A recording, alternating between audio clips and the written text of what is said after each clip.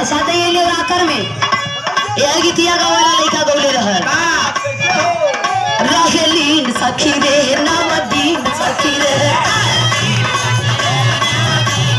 ले बसी हरो के हरो माई के नाम आवाज पेला दिल कीन सखी रे माई के नाम आवाज पेला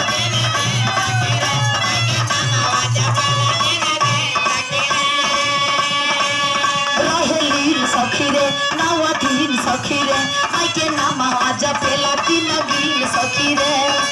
भोरे में मंदिर के खोले के वाड़ी सखी पियावा पुजारी हाय हाय रे सखी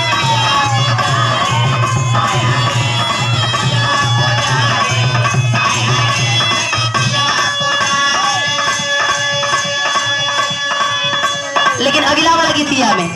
यह गीतिया जो है लिखा रहे ओकरा में लड़कियां बताओ दिया बने ऐसन मरद मिले मुश्किल से ऐसन मरद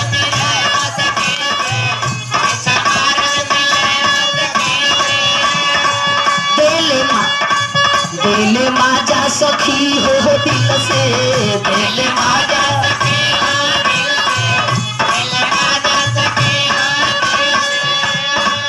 ऐसन मरद मिले मुश्किल से देले माजा सखी हो दिल से जे पसीरी मन कहे से मारे सखी पियावा दुलारे हाय हाय रे सखी पियावा दुलारे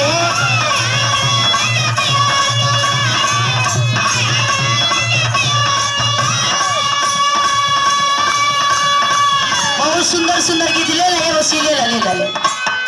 अरे जा ना जा के शॉट के ले रहो उनकर इच्छा बात देवे के जा ऐसे लेवे में कभी ना करल कोई ले वही ना आइल बड़ू वहां से तेरा देवे लू का प्यार दुलार बहुत अपार छी हम कोनो गलती